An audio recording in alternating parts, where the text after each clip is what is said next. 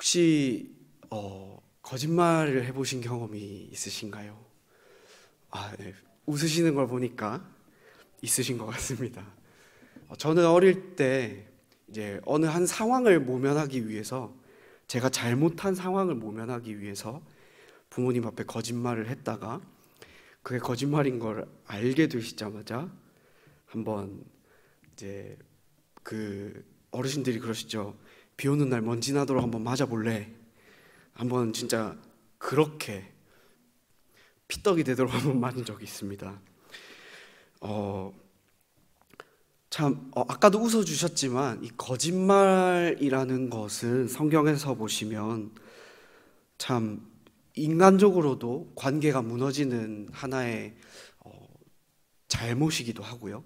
또 하나님 앞에서는 이 거짓말 때문에 참 많은 피해를 보는 그런 많은 사람들의 기록이 있다는 것을 보게 됩니다. 그런데 오늘 본문을 보시면 이 거짓말이 하나님의 구원을 경험하게 되는 하나의 매개체가 되는 것을 보실 수 있습니다. 먼저 본격적으로 말씀을 들어가시기 전에 오늘 말씀을 보시면 이스라엘 백성들이 약속의 땅으로 들어가서 본격적으로 가나안 땅을, 이 약속의 땅을 정복해 나가는 과정에서 있었던 것을 보시게 됩니다. 여호수아 6장과 그리고 9장 사이에서 일어난 사건을 간략하게 말씀을 드리면 여리고성 전투와 아이성의 전투를 경험했고요. 이 여리고성에서는 하나님이 일러주신 방법을 따라서 여리고성을 점령하게 됩니다. 참 놀라운, 세상이 줄 수 없는 참 놀라운 이 승리를 경험하게 되고요. 또 그에 반면에 이스라엘 백성들이 하나님의 말씀에 불순종하는 그런 모습이 아이성 전투에서 나타납니다. 그러므로 인해서 이스라엘 백성들이 생각지도 않았던 전투에서 쓰라린 패배를 경험하는 그런 모습도 나타나죠. 특별히 이 아이성 전투에서는 아간이라는 사람의 범죄로 인해서 이스라엘 백성들이 쓰라린 패배를 경험합니다. 그러나 이스라엘이 자신들의 죄와 잘못을 하나님 앞에 발견하고 또 그 모든 문제들을 해결한 후에 이 아이성을 다시금 또 하나님께서 알려주신 방법을 따라 전쟁을 진행했을 때 아이성을 점령하는 모습을 보실 수 있습니다. 그리고 이스라엘 백성들이 모세의 율법을 가지고 그리심산과 또 에발산에서 율법을 낭독하면서 복과 저주를 선언하는 모습을 보실 수 있습니다.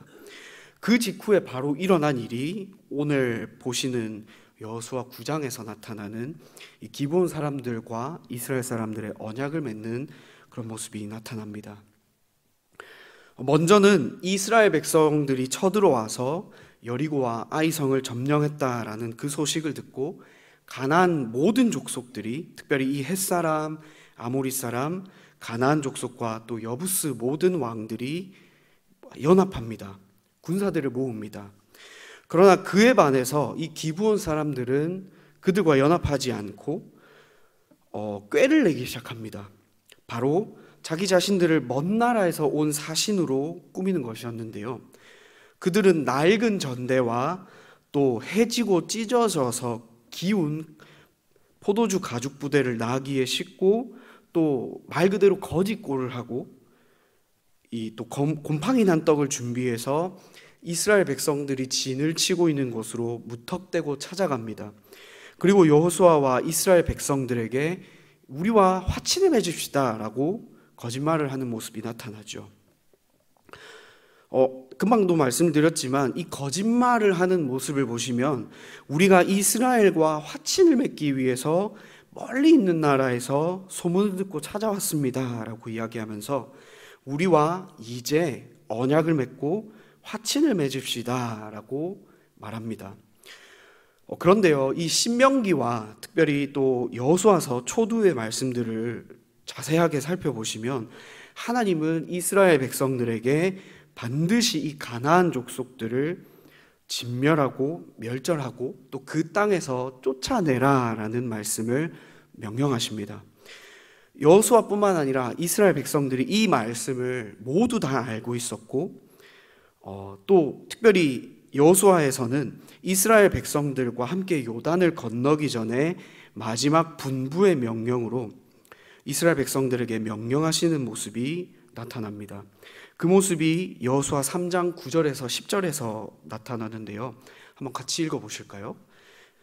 여호수아가 이스라엘 자손에게 이르되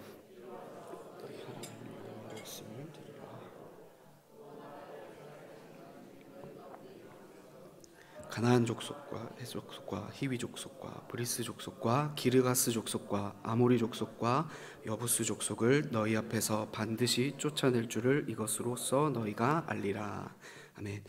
여호수아서 본문에서는 이렇게 기록이 되어 있고요.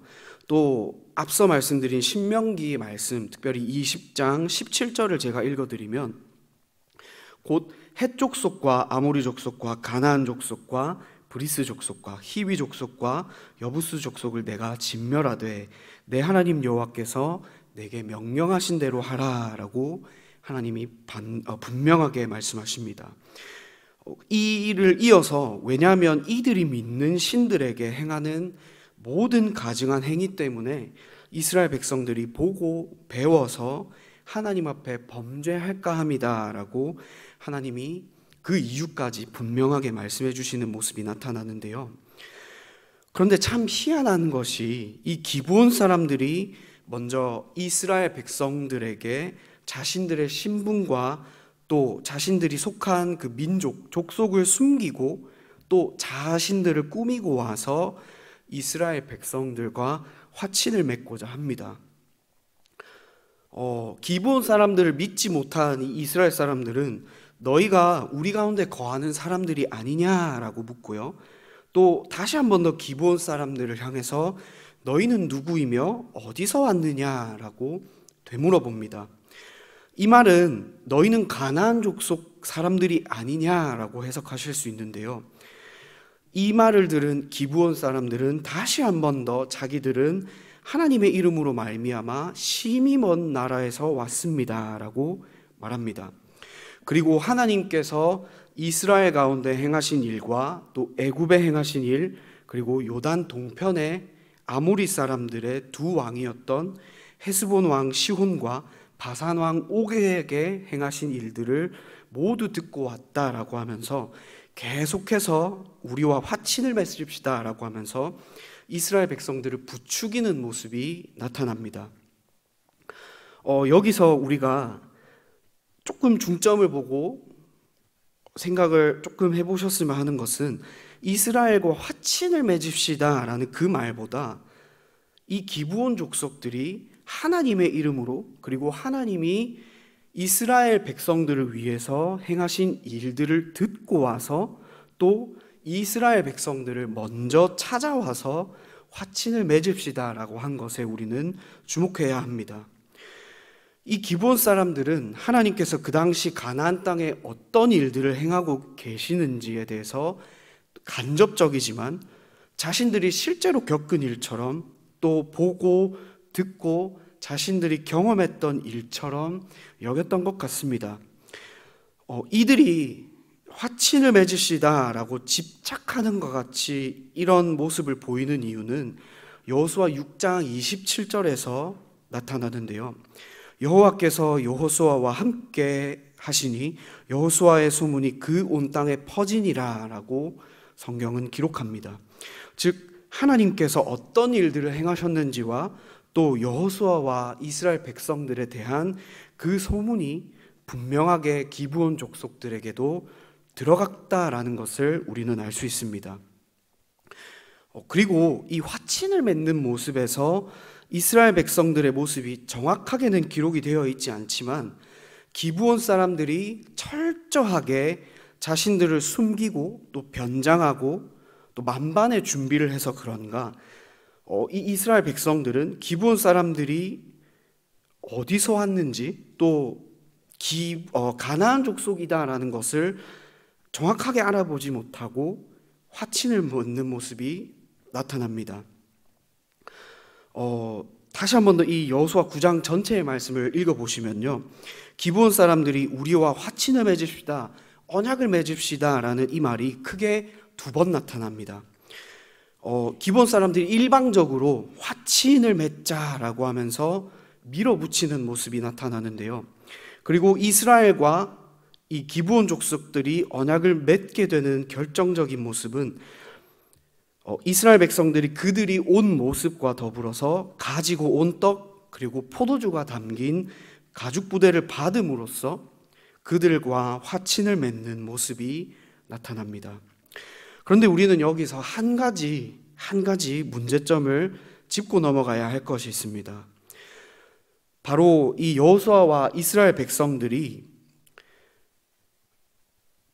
앞서 여호수아 6장과 9장에서 배경을 설명드린 것 중에 이 아이성 전투에서 모습과 동일하게 하나님께 질문하지 않고 하나님의 뜻을 구하지 않았다라는 것입니다. 이전에 광야 생활을 해온 이스라엘 백성들은, 특별히 전쟁에 임하는 이 이스라엘 백성들의 모습을 보시면 반드시, 그리고 또 아무리 급한 상황이었다 할지라도 하나님의 뜻을 구하고 또 그 뜻을 따라서 전쟁을 해오고 또 가나안 땅에 이르기까지 하나님의 인도하심을 수없이 경험하고 누렸던 백성들임을 우리는 알고 있습니다. 물론 오늘 상황을 보시면 얼떨결이라는 상황이 있습니다만, 그럼에도 불구하고 하나님께 질문하고 엽줍는 모습이 기록되어 있지 않습니다. 기브온 사람들이 가지고 온 양식을 취하고 하나님께 묻지 않았다라고 여호수아 9장 14절에서 기록하는 것을 보실 수 있습니다. 우리는 이 모습을 통해서 매 순간순간마다 어떤 상황이 찾아오든지 하나님의 인도하심을 구하며 또 그 인도하심을 따라 나아가야 함을 이스라엘 백성들의 모습을 통해서 볼 수 있습니다. 삶의 작은 일에도 하나님의 도우심과 또 하나님의 인도하심을 구하는 모습이 우리 모두의 삶 가운데 인격화되고 또 체득되기를 소망합니다. 다시 본문으로 돌아오시면 이스라엘 백성들이 기브온 족속들과 화친을 맺은 후에 3일이 지난 뒤에 이들이 가나안 족속에 속한 사람들이다라는 것을 알게 됩니다. 즉 하나님의 명령을 따라서 이들을 가나안 땅에서 쫓아내고 진멸하고 제거해야 할 족속이라는 것을 알게 되지요. 그리고 그들을 찾아가서 왜 우리들에게 거짓말까지 하면서 언약을 맺자라고 했는지 이들에게 책망과 질문을 합니다. 그리고 이에 대한 대답을 기브온 족속들이 24절에서 말합니다. 제가 읽어드리면, 그들이 여호수아에게 대답하여 이르되 당신의 하나님 여호와께서 그의 종 모세에게 명령하사 이 땅을 다 당신들에게 주고 이 땅의 모든 주민을 당신들 앞에서 멸하라 하신 것이 당신의 종들에게 분명히 들리므로 당신들로 말미암아 우리의 목숨을 잃을까 심히 두려워하여 이같이 하였나이다 라고 기브온 족속들은 말합니다. 아마 특별히 이 여리고성을 보시면 그 당시 가나안 족속들 중에서 가장 강했고 또 전쟁의 방비가 가장 잘 되어 있었던 족속과 도시국가라고 합니다. 특별히 이 가나안 땅 여리고성을 성지순례를 가보신 분들은 또 이전에 여리고성 점령을 하는 것을 설교를 통해서 들어보신 분들은 아시겠지만 산 중턱에 성이 이중으로 있으면서 다른 나라들이 쉽게 공략할 수 없는, 점령할 수 없는 성이었다라는 것을 아마 알고 계실 겁니다. 그뿐만 아니라 주변의 많은 족속들이 이스라엘 백성들과 전쟁 가운데 죽임을 당하고 또 강했던 나라들이 멸망하는 것을 보고 이 기브온 사람들은 두려움을 느끼고 자신들의 목숨을 보호하고 보존하기 위해서 우리가 이렇게 거짓말할 수밖에 없었습니다 라고 고백합니다. 이들은 분명히 거짓말을 합니다.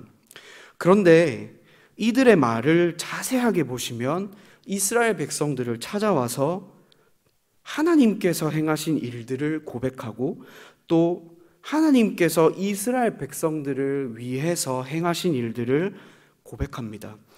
그리고 이스라엘 백성들과 화친을 맺는 모습이 나타나는데요. 혹시 이런 모습을 통해서 또 생각나는 사람이 없으신가요?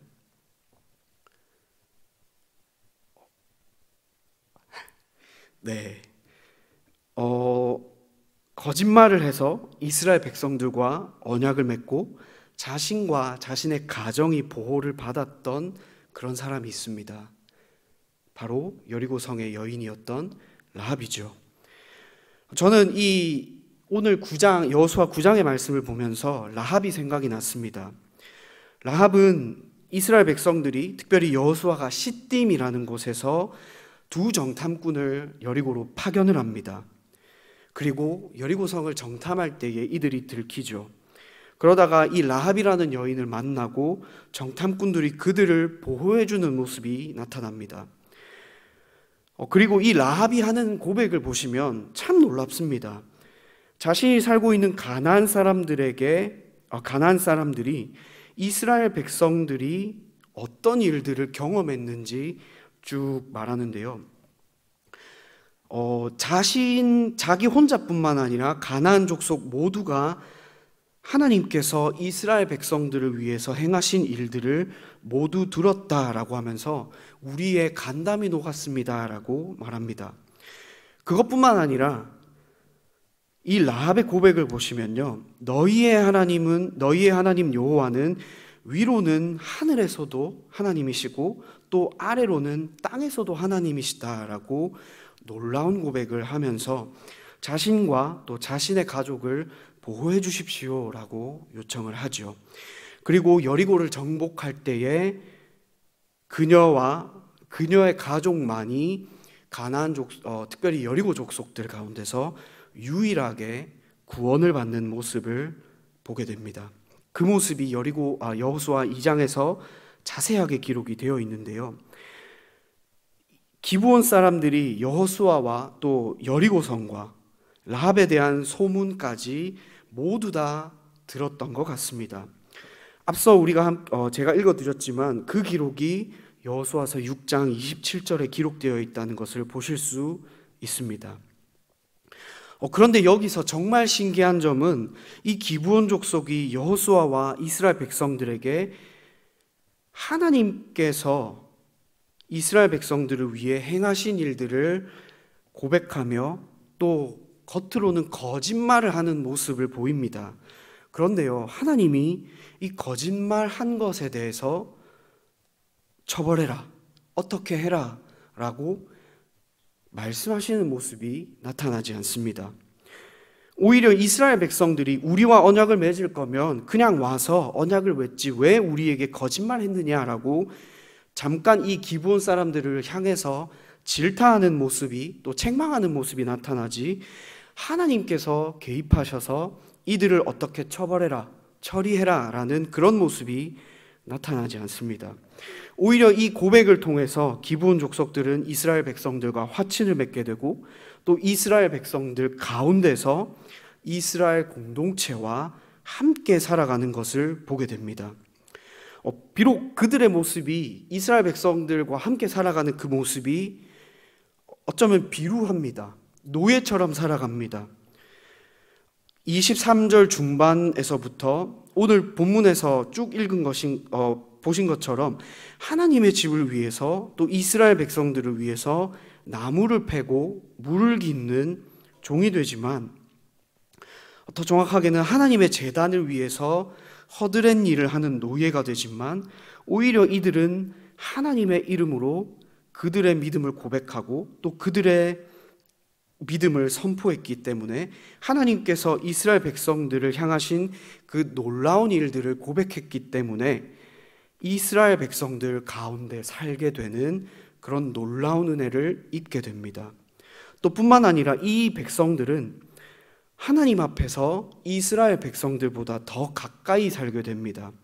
하나님의 집을 위해서 봉사하는 자들이 되었다는 것은 말 그대로 성막 가운데서 허드렛 일을 하는 자들이 되었다는 것이죠. 그것이 이렇게 이 기브온 사람들이 구원을 받았다라는 것이 여호수아 11장 19절에서 나타나는데요.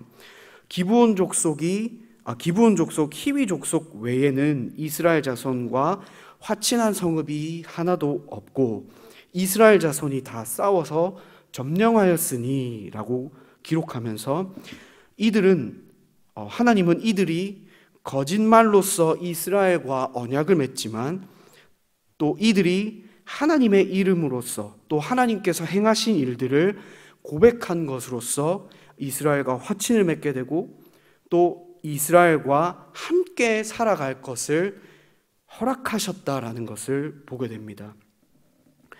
하나님께서 행하신 일을 듣고 고백하는 자들이 구원을 받고 하나님의 심판을 피하게 되는 것을 보실 수 있죠. 조금 더 넓게 보시면 아까 말씀드린 것처럼 오늘 본문의 주인공은 아니지만 라합과 또 오늘의 본문 주인공들인 이 기브온 사람들을 통해서 드러나는 믿음의 고백은 믿음의 고백은 정말 중요하다라는 것을 우리는 보게 됩니다. 제가 계속해서 좀 반복해서 말씀을 드리는 것 같은데요.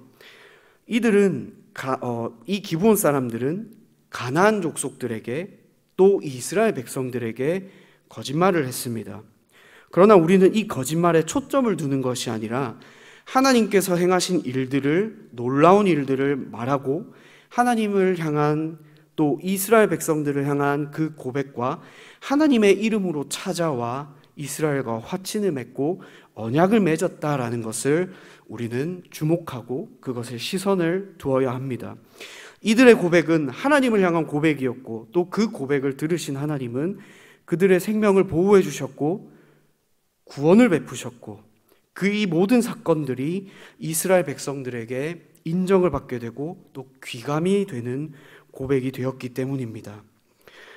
우리 역시 동일합니다. 우리가 살아가는 이 세상에서도 세상 사람들과 또 하나님 앞에 드리는 믿음의 고백은 매우 중요합니다. 이런 믿음의 고백은 하나님을 기쁘시게 만들고 또 그 믿음의 고백을 따라 우리가 이 세상에서 살아갈 수 있도록 이끌어 갑니다. 믿음의 고백을 받으시는 하나님께서 보시는 것은 그 믿음의 고백이 누구를 향하는지 또 그 고백을 통해서 누구를 드러내는지 하나님은 중요하게 보신다라는 것을 이 기브온 사람들의 모습을 통해서 보게 됩니다. 물론 믿음의 수준과 믿음의 깊이도 정말 중요합니다. 그러나 그보다 하나님께서 더 중요하게 생각하시는 것은 하나님을 높이고 하나님을 드러내고 하나님을 향한 바른 믿음의 고백과 또 세상을 향한 선포가 중요하다라는 것을 오늘 말씀을 통해서 보게 됩니다. 그리고 하나님은 하나님의 이름으로 고백하고 또 그들의 믿음과 신앙을 고백하는 자들에게 은혜와 긍휼을 베풀어 주신다라는 것을 오늘 말씀을 통해서도 보실 수 있습니다.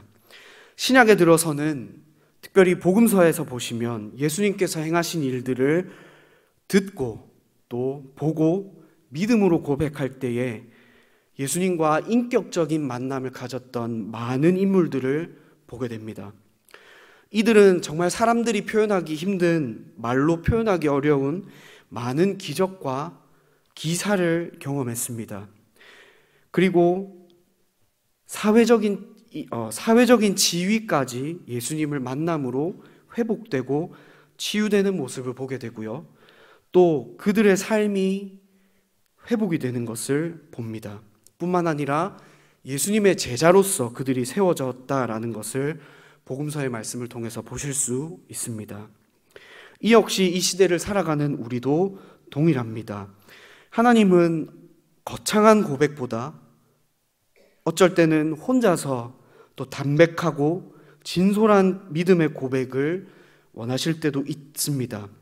또 그 반대로는 남들 앞에서 우리 개개인의 믿음과 또 우리가 어느 분을 믿고 따르는지에 대한 담대한 선포를 원하실 때도 있습니다. 그렇지만 어느 자리에서든지 또 어느 때에서든지 우리는 하나님의 이름을 높이고 또 하나님 앞에 우리의 믿음을 담대하게 고백하고 올려드려야 함을 보게 됩니다. 그럴 때 하나님은 우리의 믿음을 더욱더 귀하게 보시고 또 그런 고백의 사람들을 믿음의 사람으로서 세워가시고 또 그 믿음의 분량을 따라서 믿음의 사람으로서 더 깊은 또 견고한 믿음의 사람으로서 이끌어 가시고 세워 가실 것입니다. 어느 자리에서든지 또 어떤 상황에서든지 하나님 앞에 믿음의 고백을 올려드릴 수 있는, 또한 세상 앞에서 담대한 믿음의 고백을 드릴 수 있기를 소망합니다. 그리고 그럴 때마다 하나님께서 이루시는 놀라운 역사를, 또 놀라운 구원의 역사를 보고 경험하시고 누리는 저와 우리 모든 성동교회 성도님들이 되기를 소망합니다.